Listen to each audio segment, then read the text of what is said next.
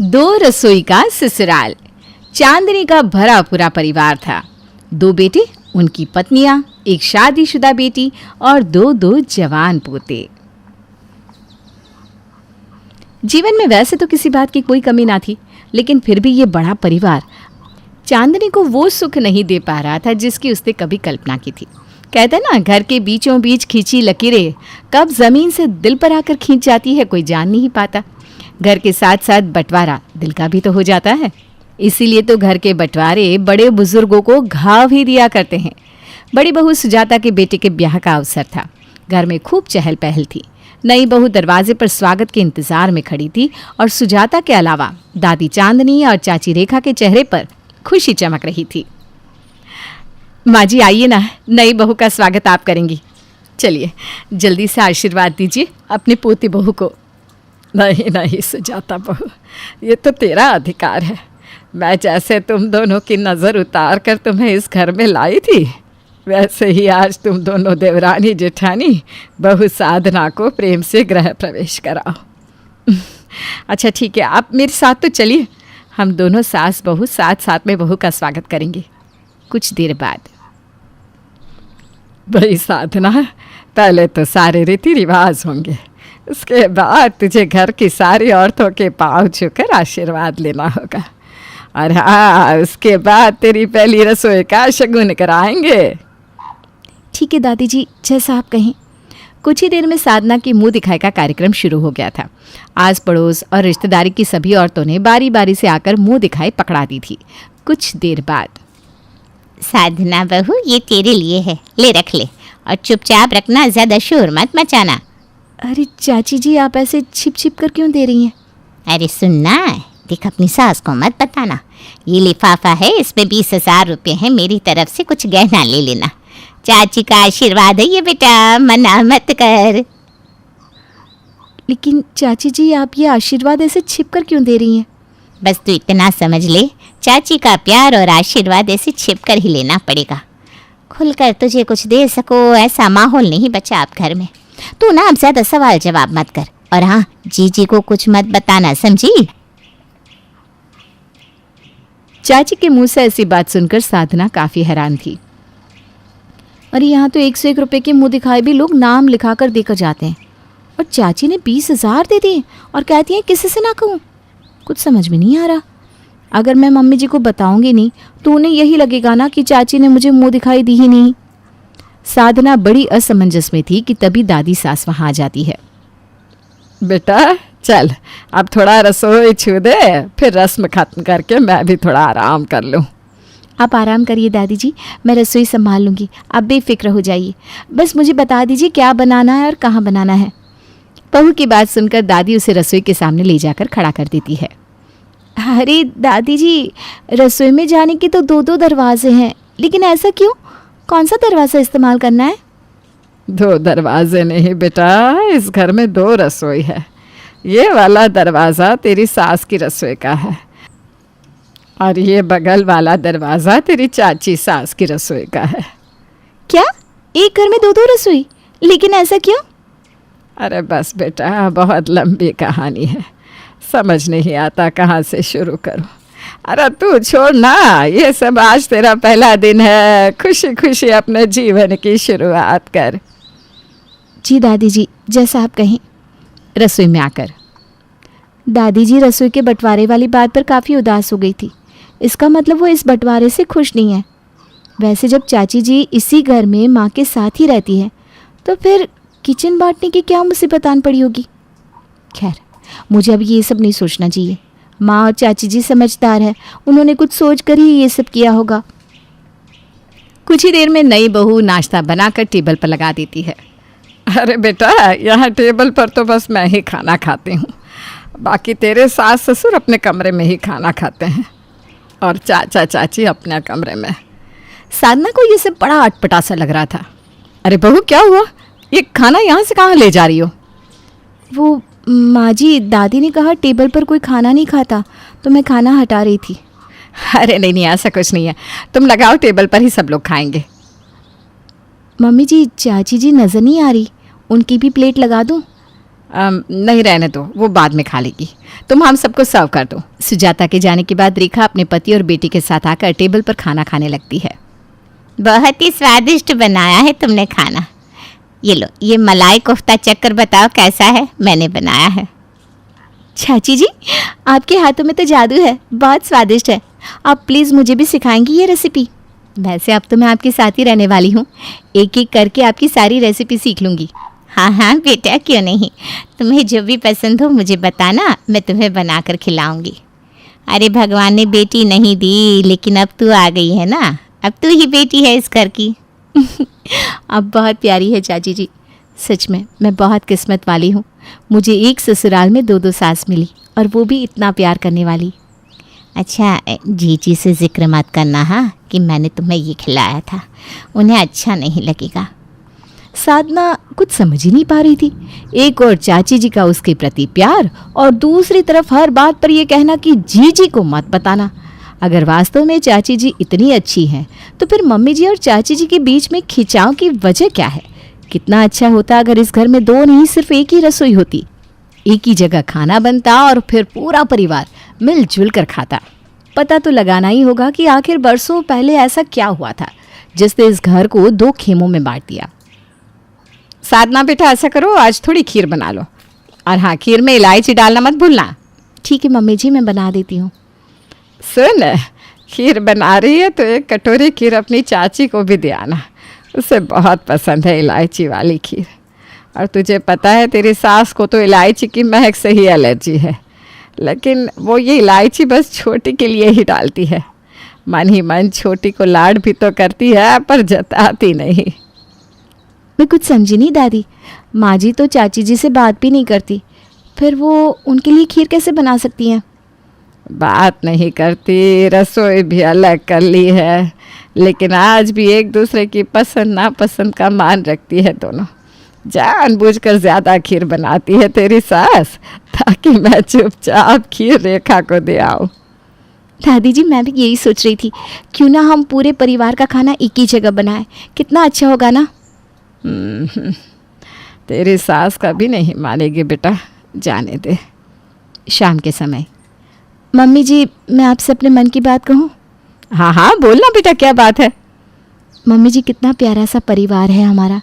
दादी जी, पापा जी, आप, चाचा चाची, गट्टू भैया, क्यों ना हम सब मिलजुल कर रहें, एक जगह खाना बनाएं और प्यार से मिलजुल कर खाएं। और मैंने देखा है चाची जी तो सच में बहुत अच्छी हैं। मुझे इस घर में आए अभी कुछ ही दिन हुए हैं। अगर वो मुझसे इतना प्यार करती हैं, तो आप लोगों के लिए उनका व्यवहार गलत हो ही नहीं सकता। देख बहू, तुझे अभी यहाँ आए 1 महीना ही हुआ है ना, बेहतर होगा तो अपने काम से काम रख। 4 दिन रेखा ने तुझसे चिकनी चुपड़ी बातें क्या कर ली, तू चाची चाची करने लगी। पूरे 30 साल बिताए मैंने इस घर में तेरी चाची के साथ, मुझसे ज़्यादा उसे कोई समझ नहीं सकता। रसोई एक करने का ख्याल अपने मन से निकाल दे। आज के बाद मैं इस बारे में कुछ भी नहीं सुनना चाहती। मम्मी जी, मैं आपका दिल दुखाना नहीं चाहती थी, मैं तो बस इतना चाहती थी कि हमारा परिवार फिर से एक हो जाए। मेरा परिवार आपको चोट पहुंचाने का बिल्कुल नहीं था। सास की फटकार सुनने के बाद साधना काफ़ी सावधान रहने लगी थी। वो कोशिश करती कि चाची और सासू माँ के बीच में वो ना पड़े, क्योंकि उन दोनों के बीच की असल समस्या उसकी समझ से परे थी। कुछ दिन बाद, अम्मा, गट्टू के लिए लड़की देखी है, सब अच्छा रहा तो 2-3 महीने में हम भी बहू ले आएंगे और अपनी जिम्मेदारियों से आराम मिल जाएगा। अरे वाह वाह, ये तो तूने बड़ी अच्छी खबर सुनाई। चलो, खूब बधाई हो तुझे। वैसे तुम दोनों देवरानी जेठानी साल भर के अंदर ब्याह के आई थी ना, बिल्कुल वैसे ही तुम्हारे बच्चों की भी शादी हो रही है। लगता है अब इस घर की परंपरा यही बनने वाली है। अब इन दोनों बहुओं को भी कुछ ही दिन के अंतर पर बच्चे होंगे और फिर से इस घर में इतिहास दोहराया जाएगा। नहीं अम्मा, अब इतिहास नहीं दोहराया जाएगा। अब हम देवरानी जेठानी शादी करके इस घर में आए थे ना, तब घर में एक रसोई थी, सब मिलकर रहते थे, इसलिए वो सब हुआ। अब साधना और मीनाक्षी देवरानी जेठानी ज़रूर बनेगी, लेकिन दोनों की अपनी अपनी अलग रसोई है, न साथ में रहेंगे ना मन मुटाव होगा। अरे तू ऐसा क्यों सोचती है बेटा? साथ रहने से मन मुटाव नहीं होता, साथ रहने से तो प्यार बढ़ता है। परिवार का मतलब तो यही होता है ना, एक दूसरे के सुख दुख में काम आ सको। तूने और सुजाता ने एक बार जो रसोई अलग करी, फिर उसके बाद जैसे तुम दोनों की दुनिया ही अलग हो गई। सुख में दुख में तुम दोनों ने कभी एक दूसरे की तरफ पलट कर भी ना देखा। मैं जानती हूँ मन में ना तेरे काला है ना बड़ी बहू के, लेकिन फिर भी ये रसोई में खींची लकीर ने तुम्हारे दिल में भी लकीर खींच दी है बेटा। इसीलिए मैं हमेशा तुम्हें ये समझाती रही कि जो मज़ा प्यार से साथ में रहने में है ना, वो अलग होने में कभी नहीं। अम्मा, आपकी तकलीफ़ मैं समझती हूँ। आपने अपनी आंखों के सामने अपने परिवार को 2 टुकड़ों में बांटते देखा। कल को मुझे भी यही दिन ना देखना पड़े, इसलिए मैंने दूसरी संतान पैदा ही नहीं की। ना दूसरी बहू आएगी, ना घर की शांति भंग होगी। खैर, जो बीत गया सो बीत गया। आप अपना मन मत दुखाइए। गट्टू की शादी की तैयारियां कर लीजिए। और हाँ, जीजी को भी बता देना, उनका छोटा सा गट्टू अब दुल्हनिया लेने जा रहा है।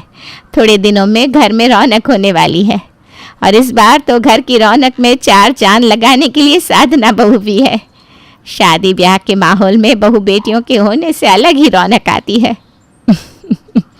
ठीक कह रही है छोटी बहू। मैं बड़ी बहू और साधना को बता दूंगी। तू भी तैयारी में लग जा। किसी तरह की मदद की ज़रूरत हो तो मुझे बताना।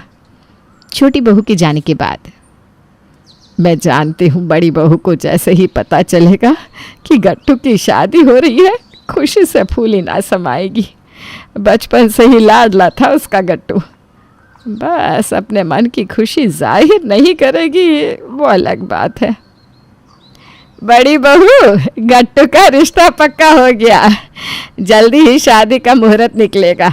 देख, तू शादी में शामिल होगी या नहीं होगी, इसके लिए मैं तेरे ऊपर कोई दबाव नहीं बनाऊंगी। तेरा और रेखा का अपना अलग रिश्ता है। लेकिन मेरी बात मान, साधना को शादी में शामिल होने से रोकना मत। देख बेटा, बच्चों में अपना मन मुटाव तुम ना डालो ना, तो ही बेहतर होगा। तुम्हारी पीढ़ी ने जैसे निभाया सो निभाया, लेकिन आने वाली पीढ़ी को तो कम से कम मिलकर चलने दो। दोनों भाइयों और उनकी पत्नियों में आपस में प्यार होगा तो कल को एक दूसरे का सहारा बनेंगे। यूँ मुंह फेर कर अलग अलग चलने में भला कैसी शान। बेफिक्र रहिए माँ जी, मैंने बच्चों को और इनके पापा को कभी भी मिलने जुलने या बातचीत करने से नहीं रोका, और ना मैं आगे रोकूंगी। और ऐसा नहीं है कि मैं छोटी की खुशियों में खुश नहीं हूँ। अगर ऐसा होता तो मैं घर छोड़कर कब का चली गई होती। मुझे बहुत खुशी है कि गट्टू की शादी हो रही है। मुझसे जितना बन पड़ेगा मैं ज़रूर करूँगी। और हाँ, साधना को कोई रोक टोक नहीं है। वो खुले दिल से अपने देवर की शादी में शामिल हो। जो पहनना हो वो पहने, जो करना है करे, मुझे कोई आपत्ति नहीं है माँ जी। जल्दी ही गट्टू की शादी की तैयारियां शुरू हो जाती है, जिसमें साधना भी खूब बढ़ चढ़कर हिस्सा लेती है। शादी के बाद मीनाक्षी साधना की देवरानी बनकर घर में आ जाती है। शादी के बाद साधना दीदी, सच में आपसे बातें करना, आपके साथ समय बिताना मुझे बहुत अच्छा लगता है। कितना अच्छा होता ना अगर हम दोनों देवरानी जिठानी मिलकर एक ही रसोई में खाना बनाते और प्यार से सबको भोजन परोसते। मिलजुल कर काम करते ना तो काम भी आसान हो जाता और हम एक दूसरे का साथ में मिल जाता। लेकिन पता नहीं क्यों ये दीवार हम दोनों के बीच में खड़ी हमें मुंह चढ़ा रही है। क्या कर सकते हैं मीनाक्षी, मैंने तो बहुत कोशिश की थी कि इस दीवार को हटाकर ये रसोई फिर से एक हो जाए और हम पूरा परिवार मिलकर एक साथ रहे। लेकिन माँ जी तो इस बारे में कोई बात ही नहीं करना चाहती, उल्टा वो नाराज़ हो जाती हैं। इतना प्यारा परिवार है, न जाने कौन सी गलतफहमी है जिसने ताई जी और मम्मी जी के बीच में ये दीवार खींचती है। अब बहुत हो गया दीदी, हम दोनों मिलकर उस वजह का पता लगा कर ही रहेंगे और मम्मी जी और ताई जी को फिर से मिलवा कर रहेंगे। अब मेरा साथ देंगी ना? अरे क्यों नहीं, तूने तो मेरे मन की बात सुन ली। घर में तो कोई कुछ बताता ही नहीं। हम बुआ जी से पूछते हैं, शायद वो बता पाए कि क्या हुआ था इतने साल पहले। बुआ जी, आज आपसे एक बहुत ख़ास बात पूछने आए। क्या आप हमें बताएंगे कि मम्मी जी और ताई जी के बीच में ऐसा क्या हुआ था कि उन दोनों ने अपनी अपनी रसोई अलग कर ली? बेटा, अच्छा हुआ तुमने पूछ लिया। शायद आज मैं सच कह सकूं। तुम दोनों जानना चाहती हो ना? ठीक है, पूरा सच मैं तुम्हें बताती हूँ। 30 साल पहले की बात है। मेरी शादी नहीं हुई थी तब। इस घर में पहले बड़े भैया की शादी हुई और सुजाता भाभी शादी करके इस घर में आ गई। बड़े भैया की शादी के 6 महीने बाद छोटे भैया के लिए रेखा भाभी का रिश्ता आया और जल्दी ही उनकी भी शादी हुई और रेखा भाभी भी दुल्हन बनकर हमारे घर आ गई। मैं पूरे परिवार में सबकी लाडली थी। दोनों भैया हो, बाबूजी या माँ, जब तक भाभियाँ नहीं आई थी सबकी ज़ुबान पर हर समय मेरा ही नाम रहता था। लेकिन जैसे ही शादी के बाद दोनों भाभियाँ घर आई, मुझे ऐसा लगने लगा जैसे मेरी कोई अहमियत ही नहीं रही। दोनों भाइयों की ज़िंदगी अपनी अपनी पत्नियों के आसपास घूमने लगी। कहीं बाहर जाना हो या कुछ खरीदना हो तो मुझसे पहले भाभियों की पसंद पूछी जाती। दोनों भाभियों में भी सगी बहनों से भी ज़्यादा प्रेम था। माँ हर समय भाभियों की तारीफ मेरे सामने करती तो मेरे सीने पर छुरियाँ चलने लगती। भाइयों का अपनी पत्नी के लिए दीवानापन तो मैं एक बार को बर्दाश्त भी कर लेती, लेकिन जब मेरी अपनी माँ हर समय छोटी बहू बड़ी बहू के गुणगान गाने लगी तो ये सब मेरी बर्दाश्त के बाहर हो गया। मुझे ऐसा लगने लगा कि अगर सब कुछ ऐसा ही चलता रहा तो इस परिवार में मेरी अहमियत ही खत्म हो जाएगी। और फिर मैंने एक खेल खेला। मैं दोनों भाभियों के बीच में गलत फहमियाँ पैदा करने लगी ताकि इस घर की सुख शांति और दोनों भाभियों की एकता भंग हो जाए। घर वालों की आंखों पर चढ़े बहू के पर्दे हट जाए और परिवार में मेरी जगह मुझे वापस मिल जाए। मैं आए दिन कुछ न कुछ ऐसा करती ताकि दोनों भाभियों के बीच में झगड़ा हो जाए। छोटी भाभी को भड़काना ज़रा मुश्किल था लेकिन बड़ी भाभी बहुत जल्दी बातों में आ जाती थी, इसलिए मैंने उन्हें वो सब दिखाया जो वास्तव में सच ही नहीं था। बड़ी भाभी मेरी बातों में आ गई और छोटी को गलत समझने लगी।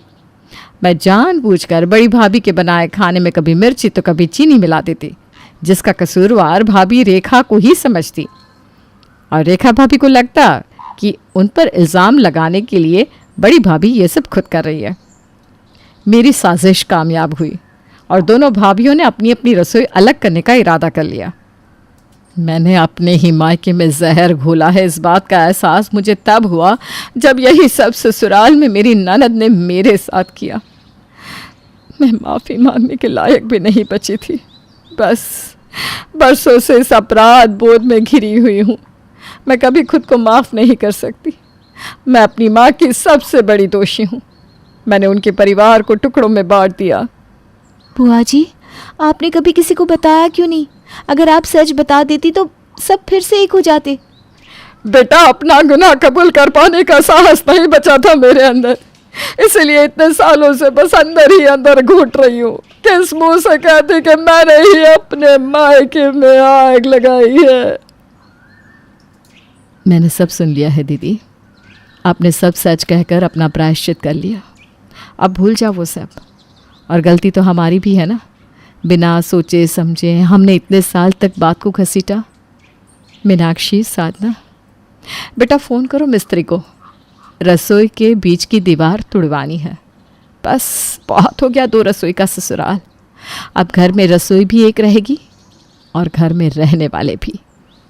सुजाता की बात सुनकर रेखा भी खुशी से जिठानी के गले लग जाती है।